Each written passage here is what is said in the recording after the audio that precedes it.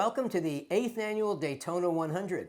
My name is Bob Becker, and I'm very excited to have been named the race's new director.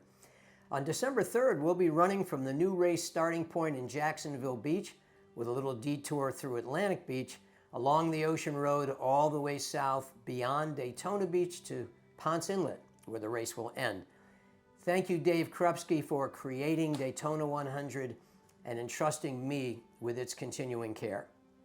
The Daytona 100 is a great place to set a PR, a personal best. The weather is generally very favorable and the course is mostly flat and fast. The new finish line is a straight shot south at the end of the barrier island. There are no confusing turns and no running on the sand before reaching your race destination. There are many exciting changes to announce for 2022. Most important is the new race finish line at Davies Park at the foot of the historic Ponce Inlet Lighthouse. It's a terrific and attractive location that will nicely accommodate all of us. The new race starts. Jacksonville Beach is the new starting location for the 100-miler, and Wadsworth Park in Flagler Beach is the starting location for both the 50-mile and 50-kilometer races. Jack's Beach, by the way, offers many more hotel and restaurant options and lots of free parking. And the return of professional race timing by Mike Melton and his company, MCM Timing. We'll have on-course support throughout the race by our own race marshals and medical teams.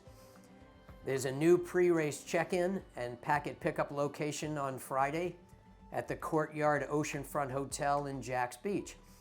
50-milers and 50K runners may pick up then or before their respective races on Saturday in Flagler Beach. There will be an experts panel and Q&A sessions led by Karen Lubetsky. These are optional, but we highly recommend them, and they'll be held at the Courtyard on Friday from 3:30 p.m. to 4:30 p.m. and repeated at 5:30 to 6:30 p.m. There'll be a finish line celebration, an ideal spot for some well-deserved R&R with burgers and more served, weather permitting. And there will be an awards program on Sunday immediately after the finish line closes at 1 o'clock, right across the street at Hidden Treasure Rum Bar and Grill. Winners who cannot stay to be recognized on Sunday may pick up their awards at the finish line before leaving the area. This orientation video is intended to familiarize you with the course and to promote a fun and successful event for everyone, runners, crew, volunteers, and locals too, and to review our expectations about being good sports and good neighbors so that we'll be invited back and be able to obtain permits for our race again in 2023. First, a reminder that 50-mile and 50-kilometer runners have the option to run with or without a support crew, although I recommend a crew if possible. Uncrewed runners will be supported by aid stations and mini aid stations throughout. 100-mile runners will be required to have their own crew or to share one. But there is an exception for a limited number of runners who registered early and chose at that time to run uncrewed. Those running uncrewed will be supported by aid stations and mini aid stations. Now, we expect 300 or more runners in December. Most will have a support vehicle. With race staff on the road too, we will be adding a lot of traffic on mostly local and two-lane roads, including the Ocean Road A1A. In Flagler Beach, we will be bypassing a holiday parade and city celebration that will be going on at the same time we are running there. So, driving carefully and courteously at all times, especially when pulling on and off the road and selecting safe locations for runner and crew to meet each other, is vitally important. There are some long stretches of the course where runner and crew cannot connect, and that has always been the case with this race route. The race guide shows these locations. As before, we must all respect these imposed limitations and be prepared for them by carrying sufficient water or electrolyte drink, food, electrolytes to cover as many as 7 miles. Now let's please say hello to your new comprehensive race guide, which includes detailed route maps and notes and other important features. Using it as intended, this will be your Bible during the race and your best preparation tool before it. The race guide is posted to the website right now, Daytona100ultra.com. to read there or to download. Every runner will receive a print copy at pre-race check-in. There are a number of reasons for creating this guide. First, it puts most of what you need to know in one place to help you prepare for race day, whether you access it electronically or in print. Be smart and take the time well before race day to become familiar with its contents. Making it available now is especially valuable for uncrewed runners who are unlikely to refer to it continuously during the race. Included in the guide are detailed maps of each of the 3 routes, 100 mile, 50 mile, and 50K, with specific notes about what you will find along the way.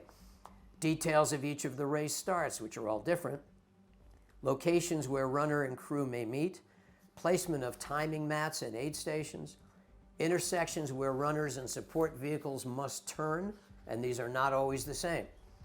Second, during the race, crews should use the guide as a mile-by-mile primer on what to expect, where to arrange meetups with their runner, and more.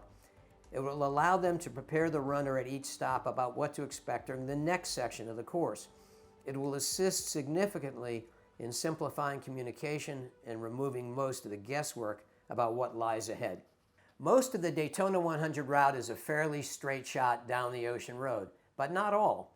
There are turns in a number of locations, places where you must cross the road, potentially crowded city streets in St. Augustine, and numerous turns at each of the race starts. Directional arrows and signs will be placed in strategic locations, but signs can disappear. Rely on the guide and not on road signs to find your way. Let's review the 3 race starts. The 100-mile race begins in Jacksonville Beach, affectionately known as Jack's Beach, at the beach entrance on Beach Boulevard, located next to the lifeguard headquarters building. Runners turn north for 3.5 miles to Atlantic Beach, turning on quiet residential streets. Spotters will show the way. At 14th Street, the return to Jack's Beach begins. No support vehicles are allowed during this first 7 miles, but a water stop accessible twice will be set up for anyone who needs it. Mile 7 of the race is the spot where the race began in Jack's Beach. Runners and crews may meet here for the first time, and a mini aid station will be available primarily for uncrewed runners. From there, runners continue south all the way to Ponce Inlet. The 50-mile race begins in Wadsworth Park and Flagler Beach on the west side of the Intercoastal Waterway. Runners leave the park and run on the sidewalk across the Intracoastal Bridge. At the top, the views of the Intracoastal and the ocean are quite spectacular. On the far side, runners turn left on Flagler Avenue to the end, then turn right for 3 blocks where they will begin running north along the Ocean Road, State Route A1A, for 10 miles. This routing bypasses the Flagler Beach City Parade that will be taking place simultaneously. The exciting 50-kilometer race also begins in Wadsworth Park. After crossing the Intracoastal Bridge, these runners make a hard left, returning back under the bridge a short distance, where they will enter Betty Steflik Preserve and run for a half a mile on a wooden boardwalk raised above the Intracoastal's tidal waters. Exiting in Wickline Park at the tennis courts, runners turn east on 9th Street for 3 blocks and onto A1A for the journey south. This unique and fun routing again avoids the city parade a little further north on A1A. The race guide also includes a list of the race rules. Now, most of these rules are there to ensure safety for race participants in the community, to foster good sportsmanship, and to minimize the likelihood of any of us causing traffic problems. Every runner and crew is expected to know and comply with all race rules. Here are a couple of examples. Required nighttime gear. The vast majority of the races run on sidewalks or quiet residential streets, but there are a few locations where runners are on the road shoulder facing traffic. Other areas can be very dark. For that reason, runners and any pacers must wear reflective material that is clearly visible 360 degrees, in addition to blinking lights front and rear. And these must be worn from 5 p.m. on Saturday until 7 a.m. on Sunday. 1 pacer at a time is allowed. 100 milers may have a pacer begin running with them at Mickler's Beach at mile 16. Pacing for 50 milers will begin at the Publix at Hammock Beach, which is at approximately mile 10. 50-kilometer pacers may begin at Gamble Rogers State Park at mile 5. Runner support, race timing. There will be 7 interim timing mats along the route that you will cross. For safety reasons and so that your friends and family at home may monitor your progress as well, be sure to cross each of them. Support stations.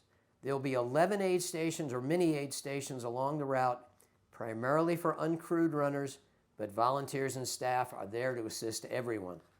Full aid stations will offer those same items: water, ice, electrolyte product, also electrolyte drink, soft drinks, other food items, fruit, and at night some of them will offer hot food items and hot drinks. Medical. Everyone will receive a roster with names and numbers of important race staff. This includes Dr. Barry Hummel and his team. They will be positioned along the course and at the finish line as appropriate. But if you have any issue approaching an emergency, be sure to call 911. Finally, I strongly recommend that you have your crew members watch this orientation video too. Get them familiar and comfortable with the course and other information well in advance. Remember that they are equally responsible for knowing all the rules and procedures and complying with them. Don't let an unknowing crew member cost you a time penalty. Please open and read any emails or newsletters that will be distributed from time to time before race day. And finally, have fun. Play fair, run fast. See you in December.